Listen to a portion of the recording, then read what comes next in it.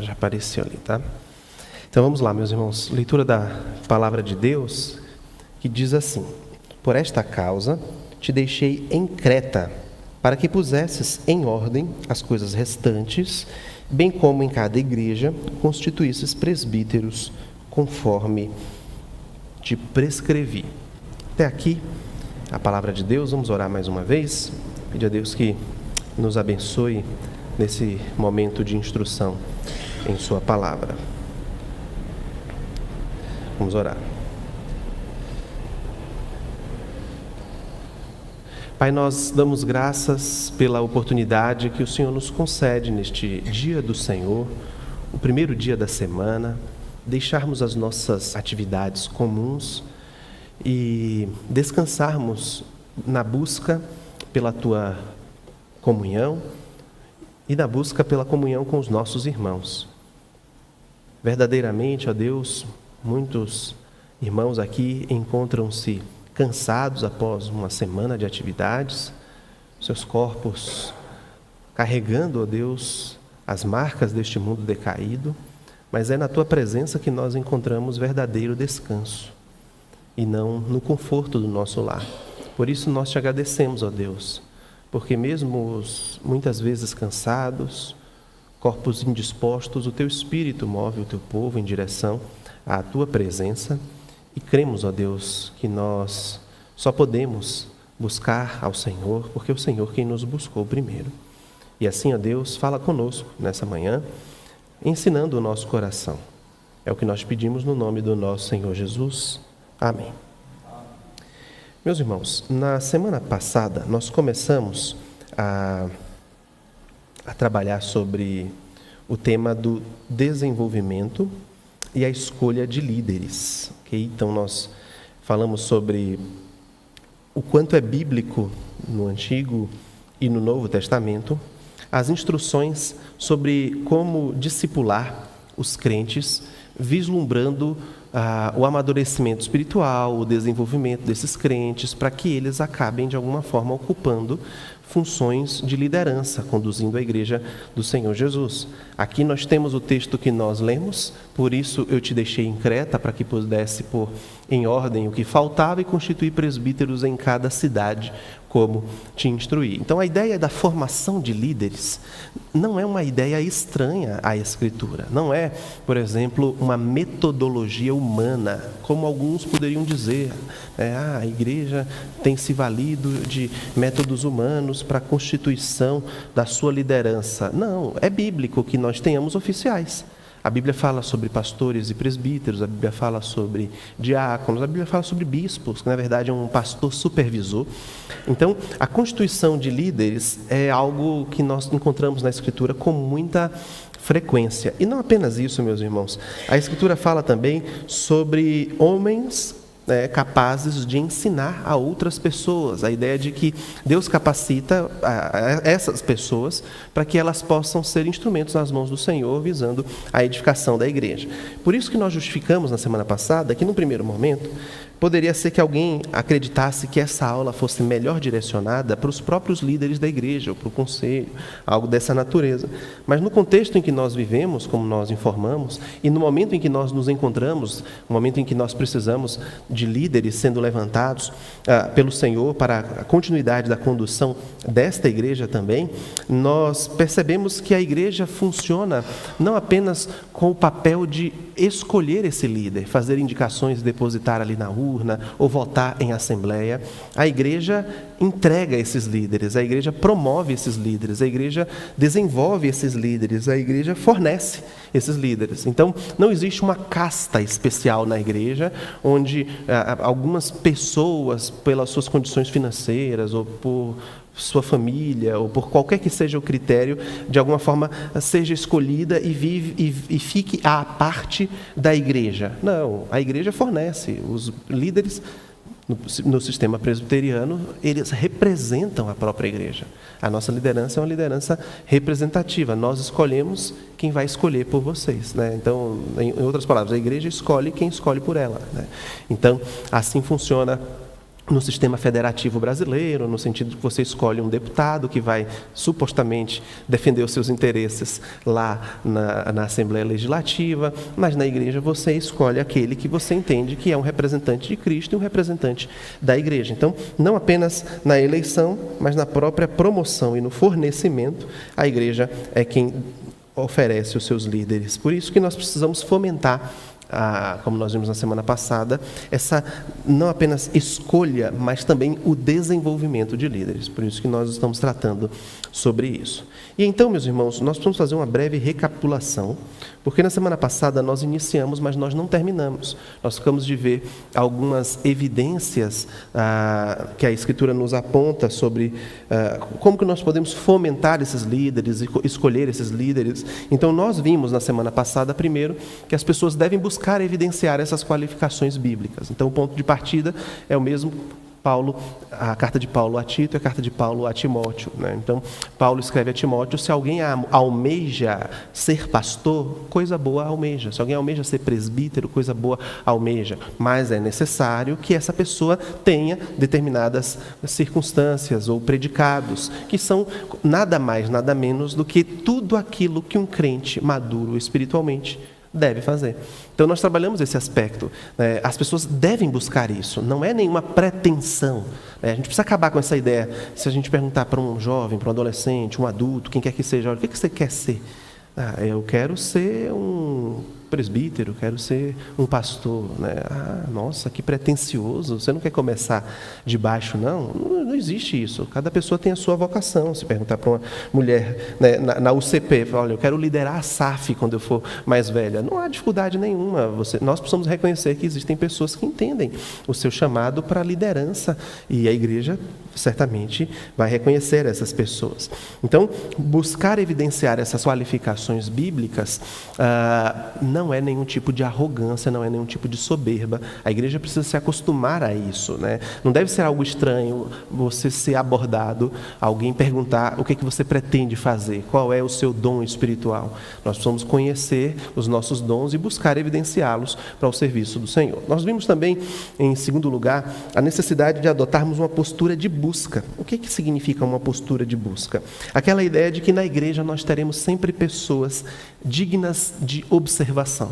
Pessoas que não fazem as coisas para aparecer, mas que, consequentemente, por trabalharem, isso acaba sendo evidenciado, né? Então, é muito diferente, né? Você consegue detectar facilmente quando uma pessoa faz as coisas para aparecer, quando a pessoa faz alguma coisa para ser reconhecida, porque quando ela não recebe esse reconhecimento, ela sinaliza isso.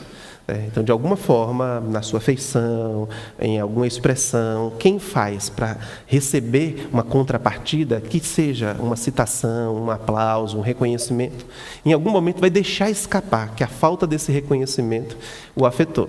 Então, isso é muito nítido. Mas quem faz para a glória do Senhor não se importa se as pessoas vão reconhecer, se as pessoas vão agradecer, se as pessoas vão elogiar, se as pessoas vão mencionar o seu trabalho. Por quê?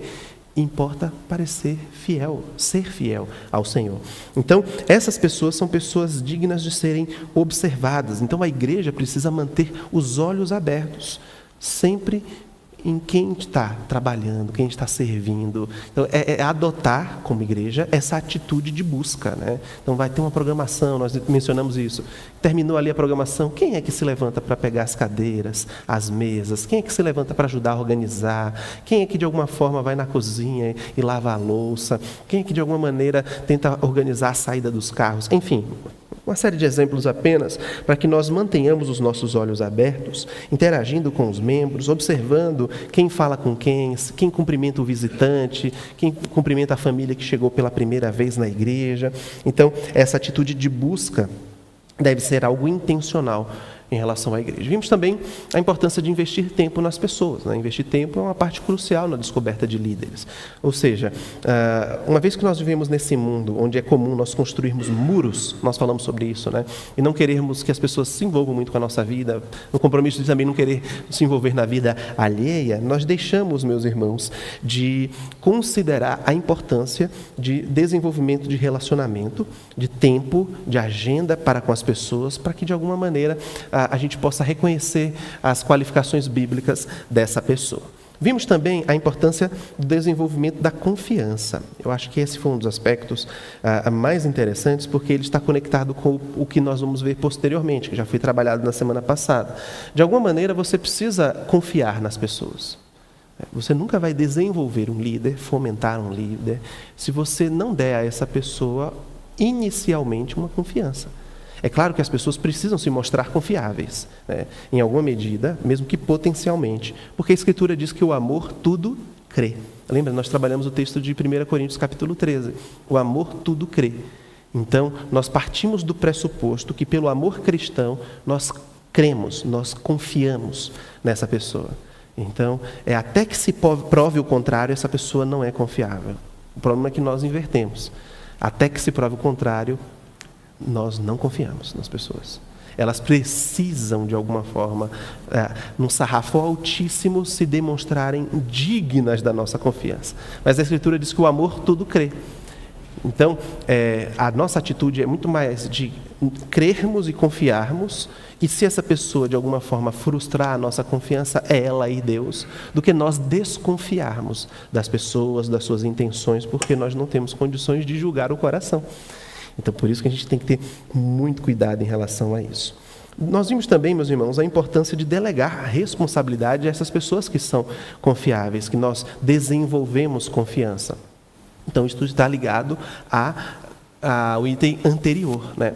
Então, nós precisamos aprender a fazer concessões de responsabilidade. Então, nós sempre chamamos a atenção, vamos pensar aqui em sociedades internas, que é algo muito importante. Nós temos uma executiva ali, com presidente, vice-presidente, secretário, tesoureiro, e essas pessoas, de alguma forma, são responsáveis por liderar aquela sociedade interna.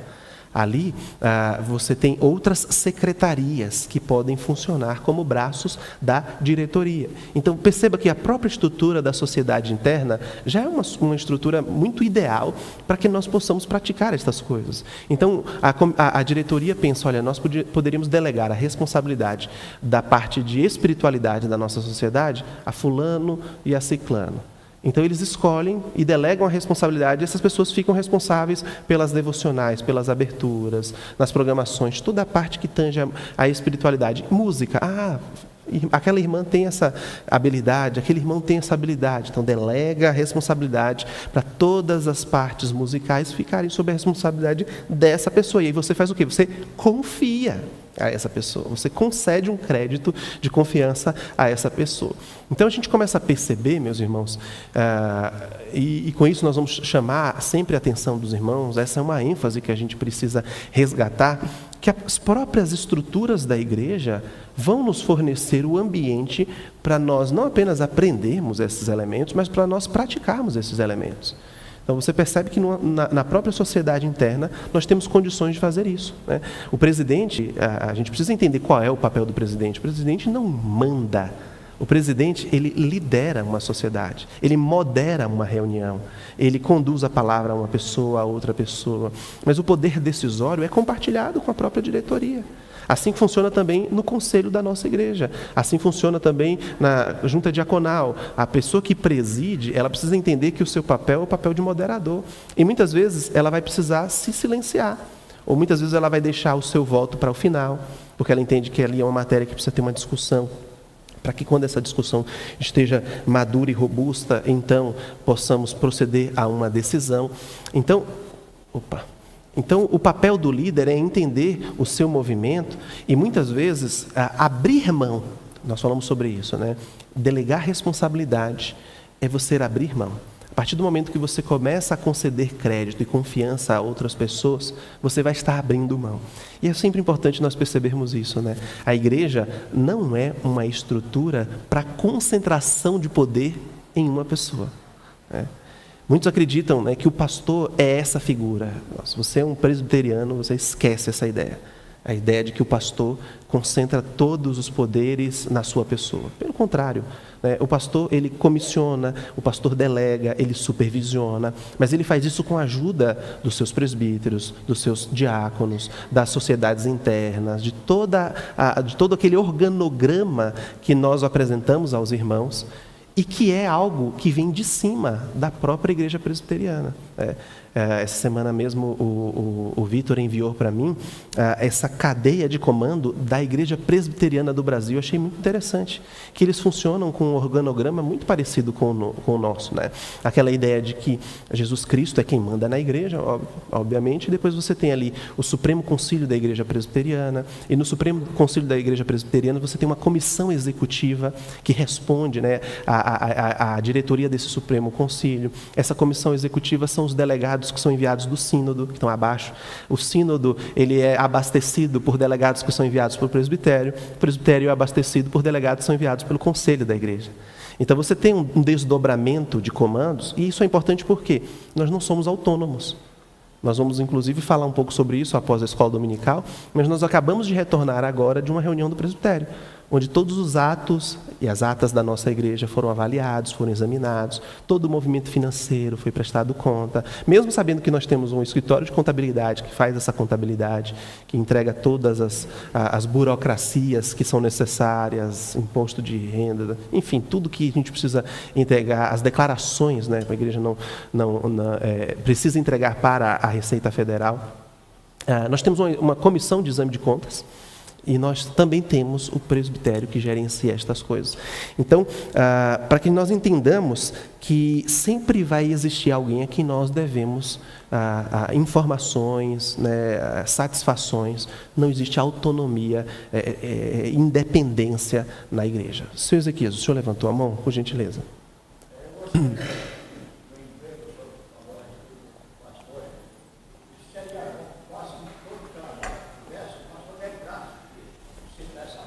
Sim.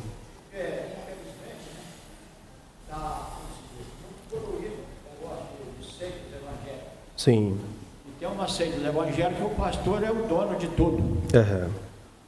Ele parece ser o principal, o responsável, e na final de contas a gente sabe que o din-din é em nome dele para fazer universidade, fazer clube, fazer um monte de coisa. Uhum. Então, essa parte que o senhor falou, eu gostei muito. É muito bom se lembrar de falar isso aí. Uhum. Porque é um dever nosso, desde os meninos até o garotão igual eu, se responsabilizar de ajudar o trabalho da igreja e no desenvolvimento Exatamente. da causa evangélica. Exatamente. É só pensar no pastor. O pastor não é um encarregado de tudo. Isso. Ele é um dos principais, mas ele não é o encarregado de fazer tudo. Cada um de nós temos que ter participação e com interesse mesmo assim, espiritualmente. Exatamente. Pensando em servir, né, fazer a vontade de Deus.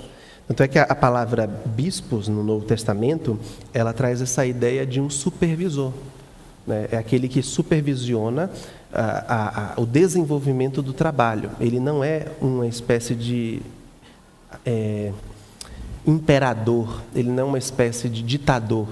Ele supervisiona o trabalho que foi delegado a outras pessoas, né? Você viu que Paulo manda Tito para uma ilha, para ele colocar em ordem aquela ilha, escolher lideranças para aquela ilha, para aquela igreja daquela ilha, para que aquela igreja se desenvolva. Então, Paulo não diz, olha, coloquei você em Creta para você mandar e desmandar. Não, para você, ele foi delegado a uma responsabilidade que foi delegar responsabilidades. Essa parte ali eu quis ficar até fora do governo, já estou atrapalhado. Uhum. Não é coisa de poucos dias. Não. Sim. Esse desenvolvimento, essa ordem, essa autoridade tão bela, tão útil. Exatamente. E aí, pois não. Eu, por exemplo, gostei muito disso aí, gostei muito. Tem uma coisa que essa igreja que criou isso agora no Brasil, mas ela faz muito tempo, muitos anos, né? Isso é bíblico, né, seu Ezequias? Esse é o ponto, né? O problema é exatamente quando as pessoas saem da palavra de Deus, né? Quando uma liderança, quando uma estrutura de uma igreja é conduzida pela Escritura, você vai ver que isso não é novidade. O que eu estou falando aqui não é novidade nenhuma. Está aqui. Paulo mandou Tito para Creta há mais de 2000 anos atrás, entendeu?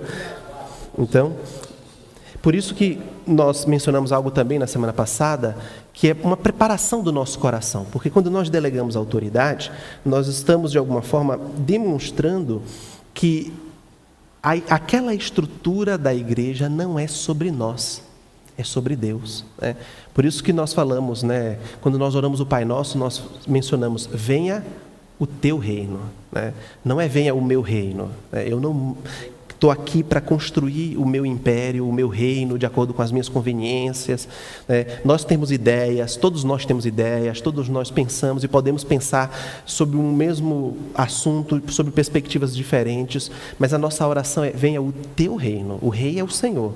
Nós servimos como representantes do Senhor, e é a vontade dele que vai ser feita, mesmo se nós formos, por exemplo, votos vencidos. E não há problema nenhum nisso. Eu creio que até para o nosso ego é importante que nós tenhamos algumas derrotas, né? Então está lá na sociedade interna: vamos votar o sabor do bolo para o aniversário da sociedade interna. Vamos soltar aqui o CP, já que eles não estão aqui, vamos falar deles, né?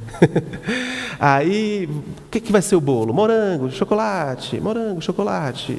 Vamos votar então, meus irmãos. Percebo que está dividido aqui o plenário. Aí o presidente conduz. Aqueles que querem que seja bolo de morango, levante a mão. Aí você vê aquelas mãozinhas pequenininhas, levanta a mão. Aqueles que querem que seja bolo de chocolate, levanta a mão. Bolo de morango ganhou. Então, os que queriam bolo de chocolate, eles não vão se rebelar dizendo: eu não vou para aquele culto porque o bolo vai ser de morango e não de chocolate. O que é que eles fazem? Eles precisam entender que eles são voto vencido. E a partir do momento em que eles são votos vencidos, eles endossam os votos vencedores. A programação vai ser bolo de morango. É interessante, meus irmãos, essa semana eu tirei uma dúvida com o reverendo Ronaldo, que é o diretor lá do seminário, foi pastor dessa igreja, foi presidente do nosso presbitério, porque eu estava me preparando para a reunião do presbitério. Na reunião do presbitério ocorre uma dinâmica muito interessante. Separam-se comissões para decidir determinados assuntos. Então, vamos supor, uma comissão para... Deixa-me dar aqui um exemplo. Avaliar o livro de atas da igreja do Tucuruvi. Mas geralmente, para livro de atas, eles colocam uma pessoa, mas para outras comissões eles colocam 3, 4 pessoas, né? Então, nessa comissão você discute o livro de atas ou um determinado assunto, e no final precisa fazer uma avaliação. Se aprova, se não aprova, por que não aprova. E aí você precisa assinar aquele relatório. Aí a minha pergunta para o reverendo Ronaldo foi: reverendo, vamos supor que eu estou em uma comissão e ali a gente discute, todo mundo tem uma opinião e no final você precisa fechar uma opinião. Só que a decisão daquela comissão é contrária a mim. Eu tenho que assinar aquele documento? Ele falou: sim. Você é voto vencido. No plenário você pode defender a sua posição. Mas se a comissão chegou a uma determinada conclusão, por mais que você não concorde, você é voto vencido. Você precisa assinar aquele documento. Eu falei: mesmo que aquilo vá contra a minha consciência, sim. Aí você vai aliviar a sua consciência onde? No plenário. E dizendo: olha, meus irmãos, a comissão chegou a essa conclusão, mas eu sou contrário a essa posição por causa disso, disso e daquilo. E você pode convencer o plenário a adotar a sua posição. Se você não conseguir convencer o plenário, aquela posição é a sua posição. É igual aqui no conselho.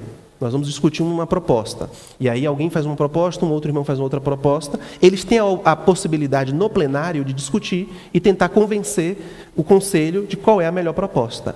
Votou no plenário do conselho, obviamente, e a maioria escolheu um caminho, os que tinham uma proposta diferente encampam aquela proposta.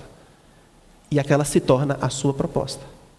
Entende? Então, essa beleza do sistema conciliar que a gente precisa sempre lembrar, né? Para que não haja o quê? Divisão. Não pode chegar aqui na igreja e falar: olha, a proposta que venceu é essa, mas na verdade eu queria fazer aquilo ou outro. Você faz o quê com isso? Você racha a igreja. Fala: então quer dizer que...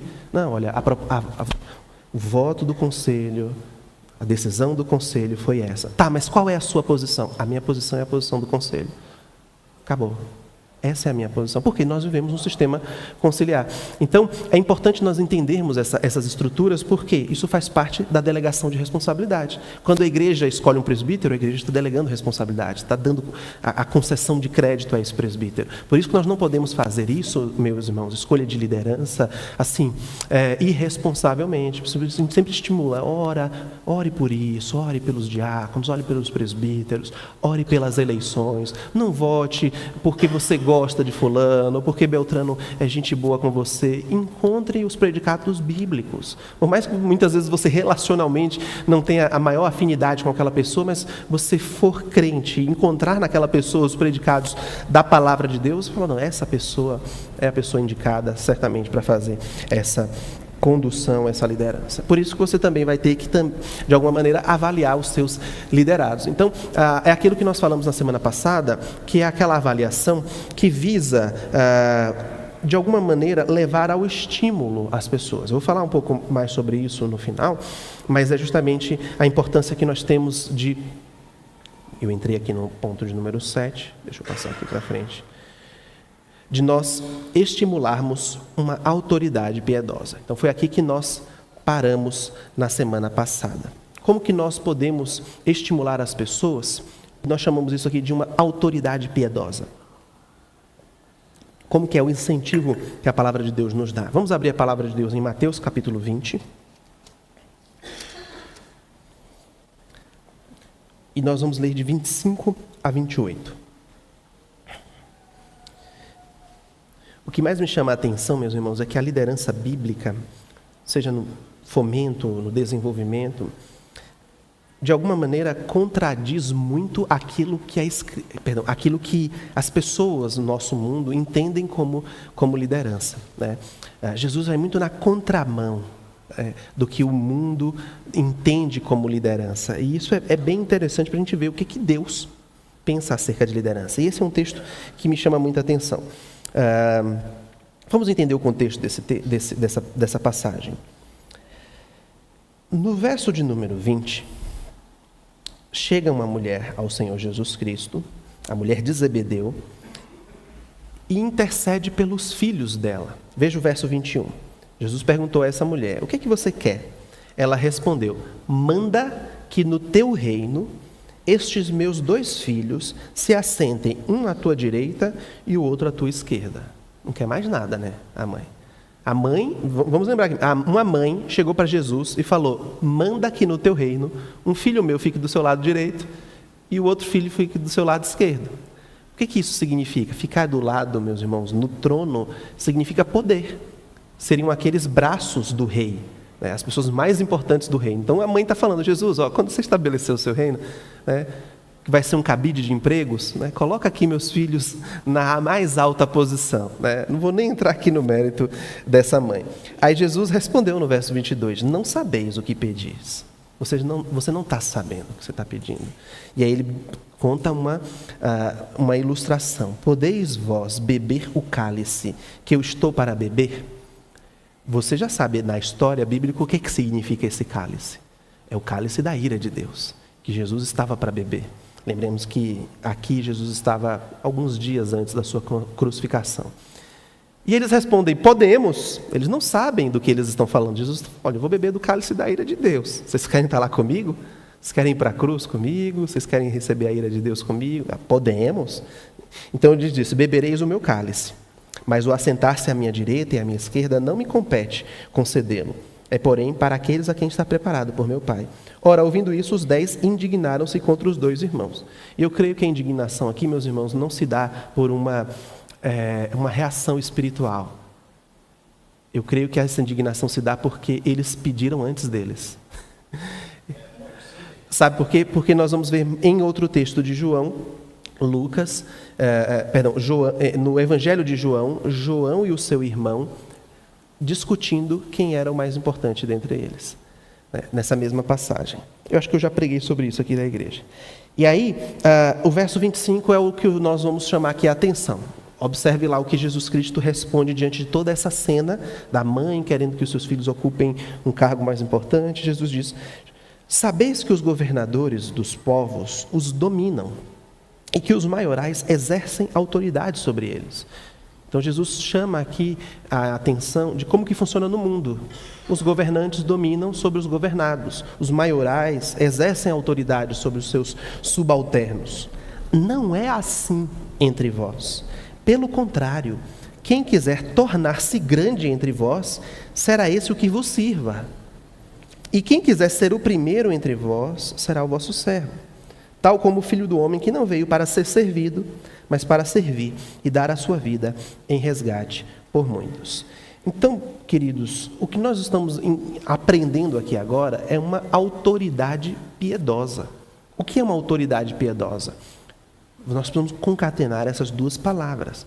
Então, a Escritura fala sobre autoridade, fala sobre liderança, fala sobre governo. E nós precisamos de líderes que governem, que tenham postura, que tenham autoridade dada por Deus e buscando os endereços do Senhor. Não é aquela autoridade para oprimir, para humilhar, para fazer com que as pessoas de alguma forma se sintam menosprezadas. Não é aquela liderança que subjuga as pessoas. É uma autoridade piedosa. Por isso que ela é qualificada aqui. Jesus não dá apenas autoridade, ou não exige apenas autoridade. Jesus exige autoridade piedosa. Ele fala, olha, no mundo funciona dessa forma. No mundo é assim, que os líderes lideram. Entre vós não é assim. O líder entre vocês é aquele que serve. E ele usa a palavra aqui que está relacionada à servidão, à escravidão, que aponta para o quê? Humilhação, abnegação, vulnerabilidade. Quem é grande é aquele que serve, Jesus Cristo está dizendo. E qual é o modelo que ele aponta? O próprio Senhor Jesus, como ele diz aqui, tal como, assim como o Filho do Homem, que veio a este mundo para quê? Para servir e não ser servido e dar a sua vida. Então perceba que na liderança deve ser percebida essa abnegação, esse sacrifício de si. Né? Jesus deixa isso como um modelo, dar a sua vida.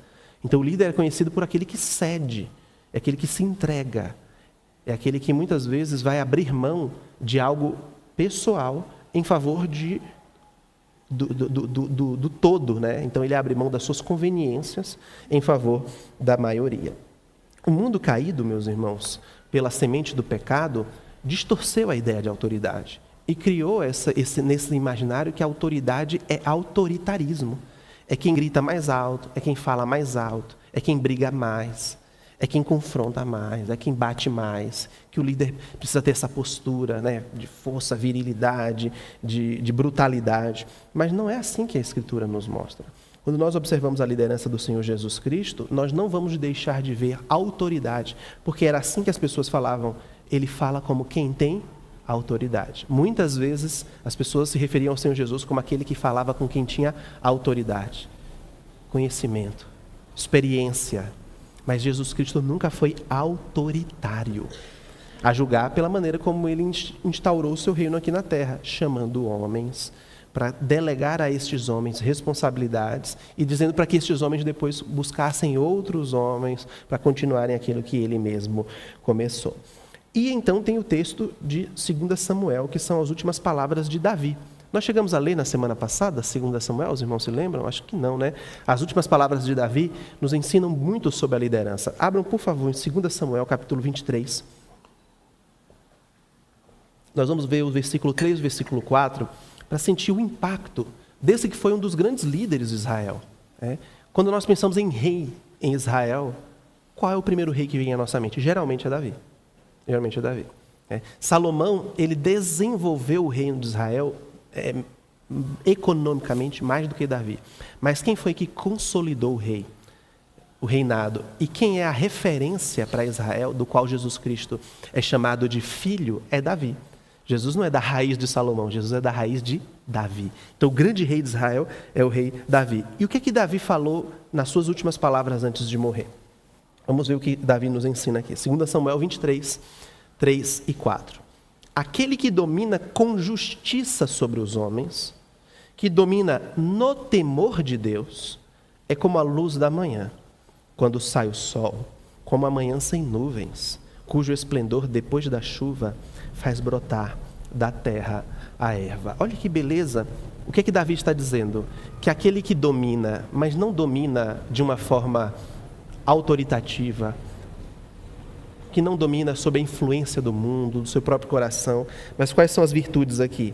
Que domina com justiça sobre os homens, que domina no temor de Deus. Então, justiça e temor. É como o quê? A luz da manhã, é como a manhã sem nuvens. É como se ele dissesse o seguinte: aquele que exerce uma autoridade piedosa abençoa os que estão debaixo da sua liderança. Porque o texto diz, é como uma luz da manhã. Meus irmãos, A luz da manhã é fundamental para a nossa existência. Se nós vivêssemos apenas na noite, nós não teríamos os processos naturais como fotossíntese. Nós não teríamos os processos naturais como o ciclo da água, porque nós precisamos do sol para poder evaporar a água dos rios, dos lagos e começar o ciclo da água. Nós não conseguiríamos viver. Deus estabeleceu ordem na criação, de modo que a luz da manhã é fundamental para a existência da raça humana. E o que Davi está dizendo aqui? Que aquele que lidera piedosamente é como a luz da manhã, quando sai o sol. Como a manhã sem nuvens, cujo esplendor depois da chuva faz brotar da terra a erva. Uma chuva que cai sobre a terra e faz com que essa terra seja enriquecida e consiga produzir frutos. É assim o líder, que lidera com justiça e no temor do Senhor. Veja, a gente poderia passar a manhã inteira aqui só extraindo as verdades desse texto, mas o bom líder abençoa, o bom líder alimenta, o bom líder sustenta, o bom líder dá saúde, o bom líder faz as coisas para o benefício dos outros, né? Então ele é como a luz que é para abençoar a manhã, ele é como a chuva que é para abençoar a terra. Então o texto nunca fala do bom líder na busca de algo para si, né, de uma retribuição, para que aquilo volte para ele. É sempre para os outros. É a luz para os outros, é a chuva para os outros, é o broto para os outros. Então, quem está falando isso aqui, meus irmãos, é o rei Davi. Por isso que a gente precisa abominar todo tipo de abuso de autoridade. Aquela famosa carteirada. Né? Sabe o que você está falando? Você acha que você está falando com quem? Você está falando com o pastor, você está falando com o presbítero, você está falando com o diácono, né? Não é dessa forma, meus irmãos. O abuso de autoridade, o abuso de poder, ele não é apenas destrutivo, ele é blasfemo. Ele ofende a santidade do Senhor. Os líderes que usam da sua autoridade para, de alguma forma, impor na igreja de Cristo, eles estão cedendo a Satanás. Eles não estão liderando conforme a palavra de Deus. Então, Jesus Cristo nos mostra nesse texto, não é assim entre vós. O mundo domina dessa forma. Os maiorais exercem a autoridade dessa forma. Mas nós exercemos uma autoridade piedosa e devemos buscar isso nos nossos líderes. Pois não. Não entendi. Na época de Davi? Olha, universidade, nos termos como nós imaginamos, ou como nós conhecemos, não. Então, o que nós tínhamos era o seguinte, nós tínhamos a lei do Senhor, que era disponível, né, e essa lei ela é ensinada nas sinagogas, né, para as crianças saberem praticamente de cor a lei do Senhor, e se elas se desenvolvessem no conhecimento e se tornassem exímias na lei do Senhor, elas lideravam, se tornavam, por exemplo, chefe de sinagoga, né, o famoso rabi. Os mestres eram aqueles que sabiam a lei do Senhor de cor. Então, eles conseguiam, por exemplo, reproduzir a lei do Senhor num papel. Já coloca aí, Gênesis inteiro, Deuteronômio, Êxodo, entende? Eles conseguiam de cor, escreverem a lei do Senhor. Então, assim, Davi foi um homem temente a Deus e que usufruía dessa bênção, né, da lei do Senhor que estava ali disponível ao povo do Senhor. Então, sim, de fato, nós não temos universidade como nós conhecemos hoje, mas a maior universidade ali era o contato e o ensino com a palavra de Deus. Então, essa é a sabedoria, né, seu Ezequias, tanto de Davi quanto de Salomão, né? Quando nós lemos o livro de Provérbios e nós encontramos ali um conhecimento tão profundo que hoje o mundo está descobrindo. Hoje você vê uma série de influencers financeiros, né? Pessoas que trabalham sobre dicas de investimento. Os caras estão usando Provérbios, estão usando Salomão, estão usando Davi, estão usando Jesus, estão recorrendo ao conhecimento bíblico que a Escritura já tem há mais de 2000 anos. Exatamente. Né? Então, essa é a sabedoria do nosso Senhor. O segundo ponto para a nossa aula de hoje, que seria o 8º ponto da aula passada, seria espere clare... Pois não, seu Clínio, perdão.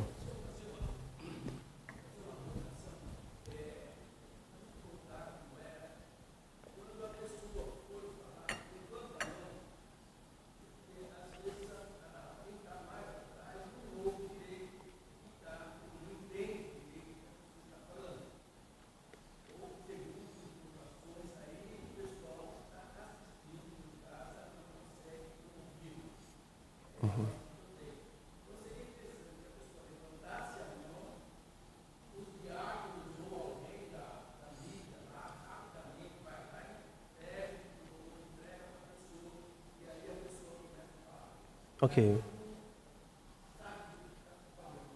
Tá bom, vamos contar então com o apoio aí dos irmãos. Eu sei que os irmãos já estão aí disponíveis para isso. Então vamos lá. Espere clareza doutrinária. O que é isso, meus irmãos? Os líderes precisam ser pessoas que claramente conhecem a palavra de Deus, e isso é nítido na palavra de Deus. Por que nós precisamos falar sobre isso, embora possa parecer óbvio? Porque a Escritura fala de lobos em peles de ovelhas e de falsos mestres na igreja. Fora da igreja, nós temos muitos, pessoas que não conhecem a palavra de Deus, que não seriam aptas. Mas a Escritura fala de dentro da igreja. Então, o cuidado que nós precisamos ter, meus irmãos, a respeito da doutrina e do ensino, para que isso, de alguma forma, não promova o engano na igreja de Cristo. O líder, ele precisa dominar a verdade e, pelo menos, se ele não maneja a verdade, isto é, a palavra de Deus, ele precisa entender que essa é uma urgência na sua vida, conhecimento da palavra, a profundidade da palavra, e isso é ensinável, graças ao Senhor. Mas eles precisam ser claros sobre alguns temas. Eles precisam reconhecer que Jesus Cristo é Deus, eles precisam reconhecer que a Bíblia é a palavra de Deus, eles precisam reconhecer o poder do Espírito Santo, ou seja, assuntos doutrinários que são fundamentais, que distingue a nossa igreja daquelas que não são igrejas genuinamente evangélicas, porque cremos exclusivamente na palavra de Deus. Saber defender a fé dos ataques deste mundo, essa é uma característica que nós precisamos esperar dos nossos líderes. Clareza doutrinária, nós não precisamos ficar em dúvida. Será que esse presbítero, será que esse diácono, será que esse pastor é a favor do aborto ou é contra o aborto? Eu não sei qual é a posição dele, né? Eu não sei o que ele pensa sobre um assunto tão importante como esse. Não, as pessoas vão esperar o quê? Firmeza. Eu sei qual é a posição dele em relação a esse assunto. A igreja está sendo atacada com relação à questão de gênero, não sei. Qual é a posição desse irmão? Não, esse irmão já se posicionou. Eu sei que esse irmão é veementemente contra e tal. Então, a igreja, ela espera que os seus líderes tenham posturas doutrinárias coerentes com a palavra de Deus e que isso não seja algo escondido, tímido, né? Clareza doutrinária e firmeza doutrinária precisam ser evidentes na sua liderança. Por fim, promovam uma cultura de humildade. Esse é um ponto muito importante, meus irmãos. Nós já falamos em parte sobre isso, mas é sempre interessante nós entendermos a cultura da humildade. Nós não podemos apenas falar sobre humildade, se nós não entendermos que isso precisa estar evidente em todas as camadas da nossa igreja. Você como indivíduo, mas nós precisamos, mais do que isso, entender que a humildade precisa ser uma marca de uma igreja. Nós falamos sobre uma igreja ser amorosa, isso é maravilhoso, precisa ser acolhedora, ela precisa ser, mas uma igreja ela precisa ser humilde. Muitas igrejas sofrem, meus irmãos, porque elas se valem de um histórico ou de algo relacionado à história, ou algum feito que de alguma maneira aconteceu nessa igreja, ou por algum evento que essa igreja no passado, e ficam remetendo a isso, né? E se esquecem que nas dinâmicas da vida pode acontecer, por exemplo, dessa igreja sofrer algum tipo de decréscimo, sofrer com algum tipo de situação, e essas pessoas precisam pedir ajuda, essas pessoas precisam reconhecer que elas são falhas. Mas se elas não tiverem uma cultura de humildade, o que nós encontramos são igrejas minguando. Uma tendência muito forte, não é uma realidade, meus irmãos, mas uma tendência. São igrejas muito antigas. As primeiras igrejas que foram plantadas em determinadas regiões. E se valem apenas do fato histórico. Não, nossa igreja tem 150 anos. A igreja está, não fisicamente, mas espiritualmente, em frangalhos, né? Liderança em frangalhos, pastor em frangalhos. Não, nossa igreja tem 150 anos. A nossa igreja foi a primeira igreja. Então, é muito comum isso acontecer em algumas igrejas que não entendem essa ideia da cultura da humildade. Tá? E daí que nós temos 150 anos. A igreja está precisando de ajuda, está precisando de um avivamento, está precisando de uma reformulação, né, na sua liderança. Os 150 anos não vão ajudar em relação a isso. A história é importante, é fundamental, mas em algum momento essa igreja se perdeu. E se ela não tiver essa cultura de humildade, ela achar que ela é isso, ela vai continuar degringolando. Então, meus irmãos, nós precisamos promover essa cultura de compreendermos as nossas limitações. E se porventura nós encontrarmos virtudes, desenvolvimento, progresso, percebermos que isso é a graça de Deus operando na nossa vida. É tão somente fruto do poder do Espírito Santo. Claro que isso envolve o engajamento, isso envolve o trabalho, isso envolve o desenvolvimento das pessoas, mas nós não podemos ser tomados pelos resultados positivos. Assim também como nós também não podemos ser tomados, se porventura observarmos resultados negativos. Nós não podemos falar assim, olha, a nossa igreja decresceu, então a nossa igreja está piorando. Não, pode ser que a igreja tenha decrescido porque começou a pregar mais sobre o pecado, e as pessoas se incomodarem com isso, mais sobre a palavra de Deus, e as pessoas não estarem dispostas a ouvir a palavra de Deus. Então nós não podemos conceituar a saúde de uma igreja por ter mais ou por ter menos pessoas, mas é pela fidelidade com que a palavra é pregada e a maneira como a igreja reage, corresponde àquilo que está sendo ensinado. Então a humildade deve nos levar a entender os processos que o Senhor tem conduzido à nossa igreja, entender que isso é fruto da graça do Senhor e observar também quem são aqueles líderes que são líderes humildes. Pessoas que não buscam honra, que não buscam reconhecimento, que não se importam se elas são elogiadas, reconhecidas ou não. Nós temos estruturas na nossa igreja que nós cremos que já são suficientes para o reconhecimento dos líderes. E a Escritura fala sobre reconhecimento, fala sobre honra sim, mas nós precisamos entender que essa não deve ser a motivação pelo qual uma pessoa serve ao Senhor. Ou, se porventura essa pessoa deixar de ser reconhecida, isso causar algum problema no seu coração. Assim, meus irmãos, nós encerramos as partes que nós tínhamos separado na semana passada, e eu gostaria de saber se tem alguma dúvida, alguma outra colaboração que algum irmão queira fazer com respeito a essas 9 ferramentas para fomentar e desenvolver líderes na igreja. Alguém gostaria? Se não, nós vamos gastar os últimos 15 minutos da nossa aula trabalhando, então, especificamente alguns aspectos relacionados a essa formação de lideranças.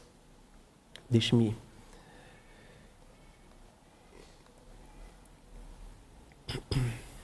trabalhar aqui com os irmãos. Espera aí.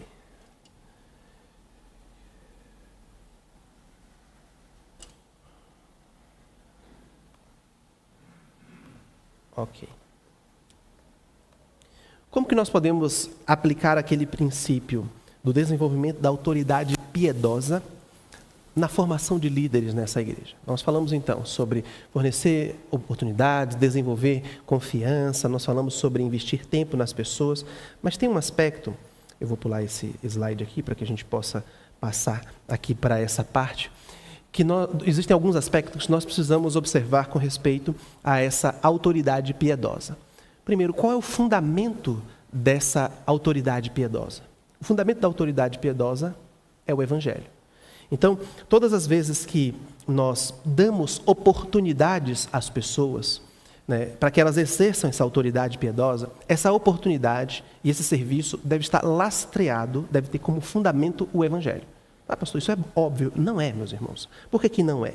Porque não importa o que vai ser feito, dentro dessa delegação, nós vamos entender que o Evangelho precisa estar à frente. Então, vamos supor, nós vamos pensar em uma programação que envolva trazer pessoas novas para tomar um café aqui na igreja. Embora o aspecto ali envolva o café, envolva a alimentação de pessoas, o foco da nossa igreja, o propósito da nossa igreja não é alimentar pessoas. Embora nós possamos fazê-lo, com respeito às pessoas que têm necessidade ou em eventos como esse. Qual é o foco? O foco é o Evangelho. É uma oportunidade para pregar o Evangelho. Então nós temos aqui a Oficina Dorcas. O papel da Oficina Dorcas não é ensinar artesanato. As pessoas que vêm até acham que é isso. Mas o papel da Oficina Dorcas é fomentar uma cultura ali de relacionamento, de amizade, de proximidade, através de alguma terapia ali artesanal, que nós entendemos que aquilo traz benefícios para a alma, mas nós entramos com o Evangelho.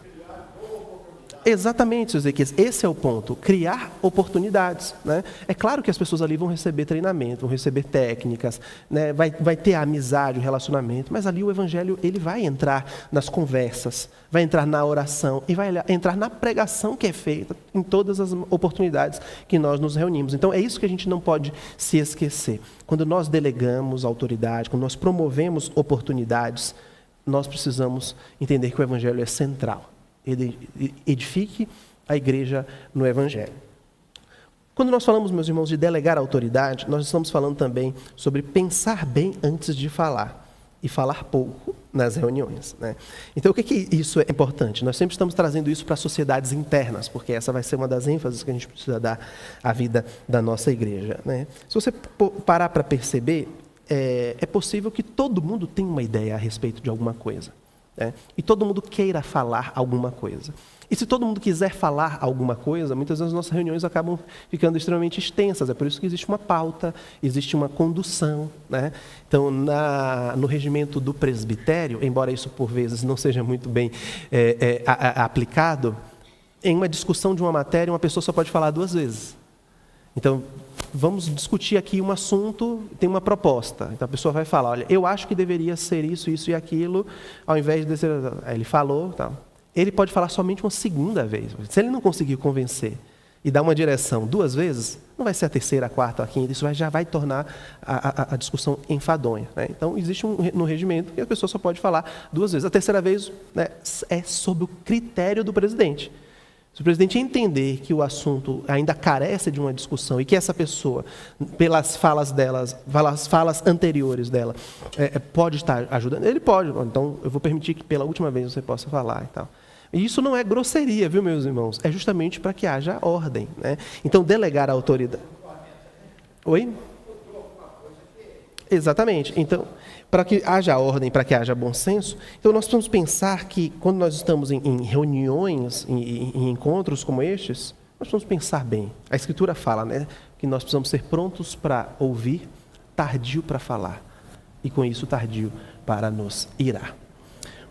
Um terceiro elemento, meus irmãos, quando nós pensamos nessa concessão de autoridade, de responsabilidade, de oportunidades, que eu chamo aqui a atenção dos irmãos, é não microgerenciar, né? Eu achei muito interessante essa expressão, é uma expressão derivada da língua inglesa, né? A tradução, de alguma forma, é sobre essa ideia de você deixar que as coisas corram pelos outros irmãos, né? Então, um crente que lidera, ele precisa saber microgerenciar as coisas. Então, assim, não é responsabilidade de uma pessoa chegar aqui na igreja e vasculhar tudo o que está acontecendo do portão até o salão das crianças lá embaixo. Então, o portão é responsabilidade de quem? Junta diaconal. O salão das crianças é responsabilidade de quem? Departamento infantil. A cozinha tem o seu responsável. A sala X, Y, Z, cada parte da igreja, não apenas no sentido físico, mas no sentido espiritual, é responsabilidade de alguém. Então, a pessoa que microgerencia é aquela pessoa que, às vezes, inconscientemente, acha que deveria supervisionar cada elemento da igreja, tudo o que está acontecendo, e tentar ali, de alguma forma, trazer boas ideias. Eu acho que isso muitas vezes acontece na melhor das intenções. Mas a partir do momento que nós estamos fomentando uma cultura de autoridade piedosa, de fomento de oportunidades, então nós precisamos entender que a igreja já foi dividida no bom sentido, tá, meus irmãos? Espiritualmente, cada um já possui a sua responsabilidade, e eu não tenho porquê, mesmo como pastor, né, entrar numa reunião específica, por exemplo, da UPH, salvo se convidado, para querer chegar ali e ficar dando os meus pitacos. Se porventura a UPH me convidar para uma reunião e falar, pastor, nós gostaríamos de ouvir a sua opinião sobre um determinado assunto, eu vou me apresentar a essa reunião com todo o respeito e trazer a minha opinião aos irmãos. Mas eu entendo que aqueles irmãos foram eleitos por Deus e pela sua diretoria. Eu creio que esses irmãos são cheios do Espírito Santo. E eu creio que esses irmãos têm todas as condições de pensarem e escolherem as melhores coisas para o UPH. Eu não preciso microgerenciar o UPH. O conselho já validou a eleição que foi feita. Acabou. Eu não tenho que ficar ali me inteirando do que é que está acontecendo e tentando mudar, não. Eu creio que são homens levantados por Deus, com o Espírito Santo que habita em mim, então eu não preciso microgerenciar. Então isso vale, meus irmãos, para todos os crentes. Então a gente pensa no pastor, mas veja, nós estamos pensando em todas as camadas da igreja, né? Então, é claro que vão ter circunstâncias que vão exigir que a liderança, né, de alguma maneira, se aproxime mais de algum departamento, de uma sociedade interna, sob convite ou não, se alguns problemas estão acontecendo, se a direção não está ocorrendo muito bem. Então, mas você consegue, à distância, perceber como as coisas estão acontecendo. Se as coisas estão fluindo, não tem um porquê, né? Então, o não microgerenciar é você confiar. É confiar que a junta diaconal vai fazer o trabalho dela. E se ela precisar de intervenção, eu tenho um conselheiro da junta diaconal. Eu não posso, como pastor, passar por cima do conselheiro da junta diaconal.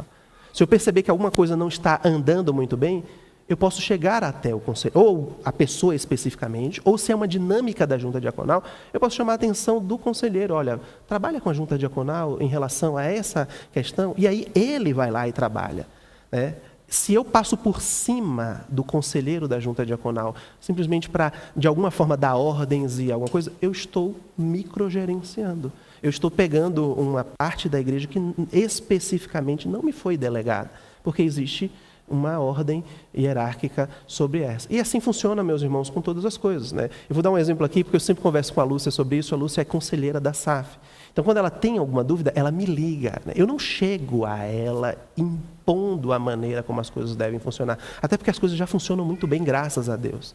Mas aí, pastor, olha, o que a gente pode pensar em relação a tal? Não, a gente podia pensar dessa maneira e tal. Conversa com a diretoria, se precisar, a gente está aí à disposição e tal. Da mesma forma funciona com as outras sociedades internas, a gente conversa com os conselheiros, mas eu não preciso ficar ali especificamente tomando a decisão do sabor do bolo, se é morango ou se é chocolate. Deixa a eleição da UCP acontecer e as mãozinhas se levantarem.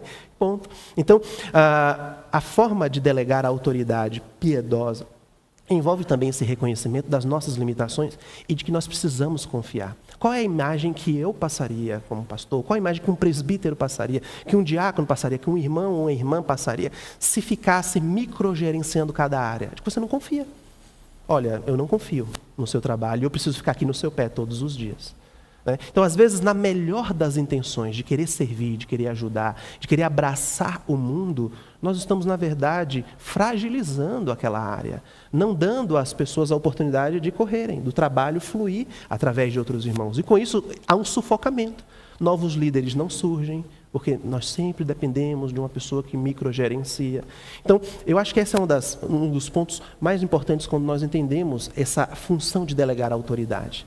É para que não haja um sufocamento, para que de alguma maneira as pessoas entendam que elas têm alguma, né? A gente sempre fala alguma, né? Liberdade, essa liberdade sempre condicionada, moderada pela palavra de Deus, obviamente, para poder exercer a sua liderança, para ela poder se desenvolver como líder. E você vai ali acompanhando, percebendo, sentindo as coisas fluindo, e as lideranças vão brotando dessa forma.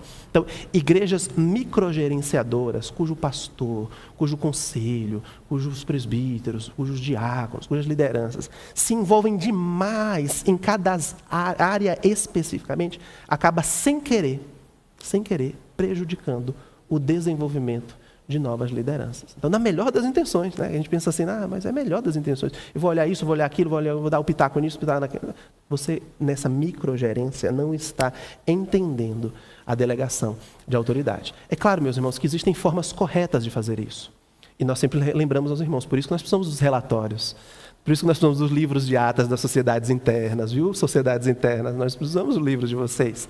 Livros de atas para nós podermos avaliar o trabalho. É por isso que nós conversamos com os conselheiros. Existem formas corretas, legítimas, não sufocadoras, para nós sabermos o que é que está acontecendo, os problemas, os desafios, buscarmos soluções.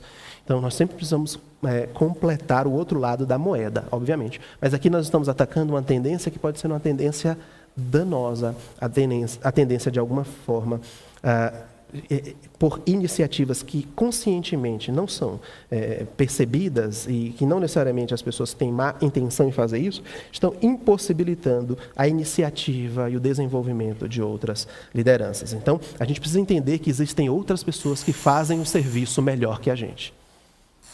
Presbítero Adriano.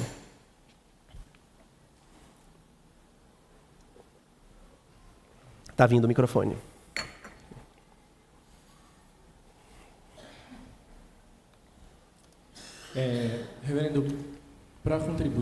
acho que tem 3 pontos que é muito importante a gente ter em mente quando a gente pensa nessa questão aí, né? Porque esse é um ponto importante, né, do líder saber delegar as funções, né?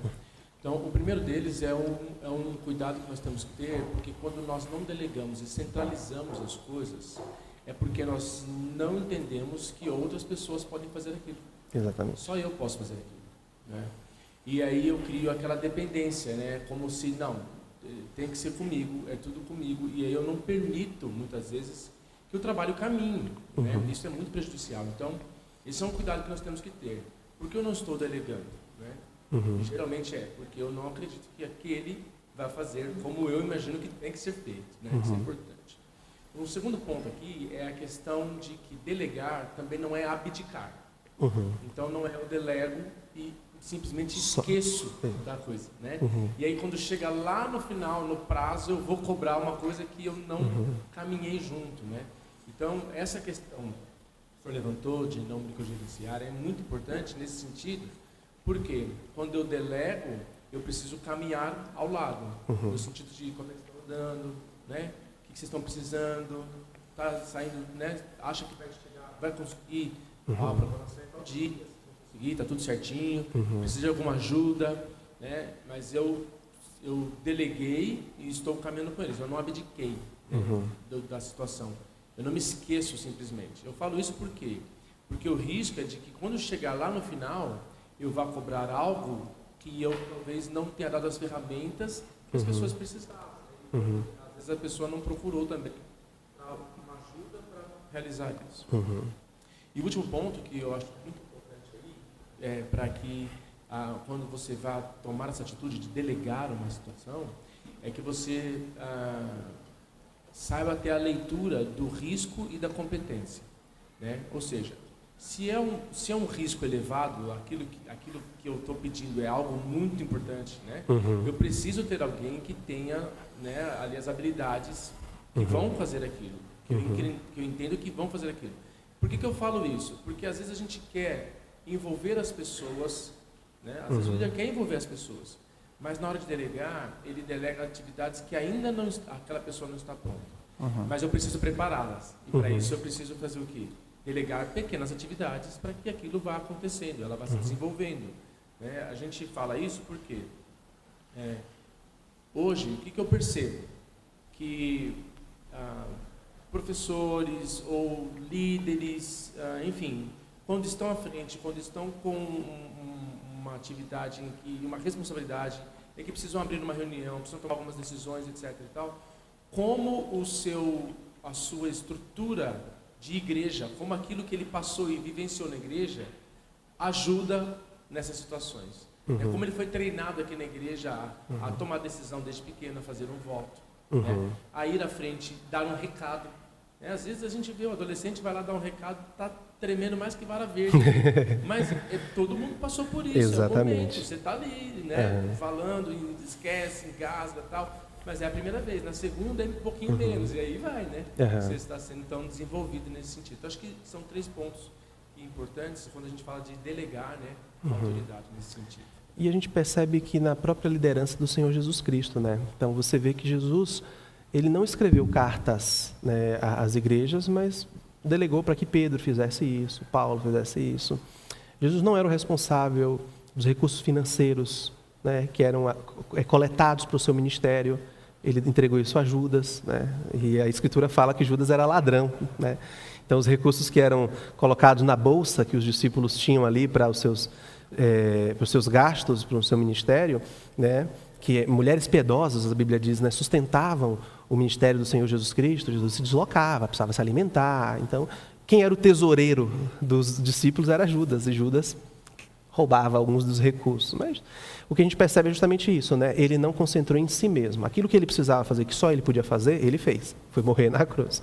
Mas a continuidade da sua obra, ele delegou a outras pessoas, dizendo que essas pessoas fariam obras ainda maiores que as obras que ele fez, no sentido de abrangência.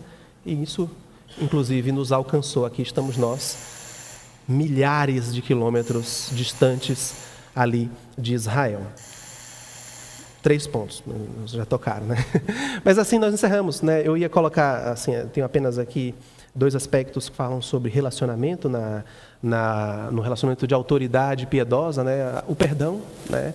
Então você precisa ser uma pessoa rápida em perdoar, então é difícil para alguém que vive apontando falhas abrir mão da autoridade. Se essa pessoa é rápida em perdoar, ela consegue demonstrar piedade, né? Relacionamentos, elas trazem conflitos, então o perdão é fundamental na autoridade piedosa. E por fim, alegre-se com as vitórias alheias, né? Nem sempre você vai ser o vencedor. Nem sempre vai ser sobre algo ou algum feito que você fez. Alguém vai se destacar, alguém vai fazer alguma coisa muito bem feita e você não vai ser essa pessoa. E o que é que você vai fazer? Como que você vai reagir? Você vai reagir se alegrando, né? Ontem, por exemplo, eu estava em conversas e soube, por exemplo, de um departamento de uma determinada igreja que estava funcionando, dividiram 2 departamentos, né, dentro de uma mesma área, e ele estava funcionando muito bem, e o outro foi degringolando e acabou, né? E aí, o que estava funcionando muito bem, as pessoas, daqueles que terminaram acabando não funcionando, se levantaram contra e pediram para acabar com o departamento na igreja, porque ele estava funcionando. Então, assim, gente, como que pode uma coisa dessa? Acontece, né? As pessoas que não conseguiram dar continuidade no trabalho delas, pediram para o outro acabar. O nosso não deu certo, o deles está dando certo. Então, o deles está, de alguma forma, segregando, só eles funcionam, então acaba o trabalho deles. Então, meus irmãos, é difícil, né? Mas, por vezes, nós não conseguimos nos alegrar com as vitórias, né, alheias, como dentro dessa estrutura que nós estamos ensinando, por vezes, nós não seremos vencedores, nós precisamos nos contentar com a alegria, a vitória, os estímulos positivos que nós recebemos e encontramos em outras pessoas, né? Vamos orar, meus irmãos, agradecendo ao nosso Deus, e assim nós encerramos a nossa escola dominical. Pai, nós bendizemos ao Senhor pela oportunidade que o Senhor nos concedeu de pensarmos sobre não apenas como encontrar, mas fomentarmos uma liderança para darmos continuidade ao trabalho que foi iniciado pelo Senhor Jesus Cristo e que será, ó Deus, completado com o retorno do nosso Salvador. Até lá, ajuda-nos, ó Deus, que nossos corações sejam cheios da Tua palavra, de modo que nós expressemos em nossos atos, nossas ações e palavras, pensamentos, planos, motivações, tudo aquilo que nós temos aprendido, tudo aquilo, ó Deus, que certamente culminará na glória do Teu santo e bendito nome. Pedimos também, ó Deus, que o Senhor conserte, transforme, repare, reforme tudo aquilo que ainda em nós não funciona como deveria funcionar. Uma vez que a Tua palavra é o espelho da alma, à medida em que fomos confrontados, ó Deus, com aquilo que temos falhado, que o Senhor opere por meio do Teu Espírito, transformando-nos para o bem da igreja e para a glória do Teu nome. É assim que nós pedimos, no nome do Senhor Jesus Cristo. Amém. Deus os abençoe, meus irmãos.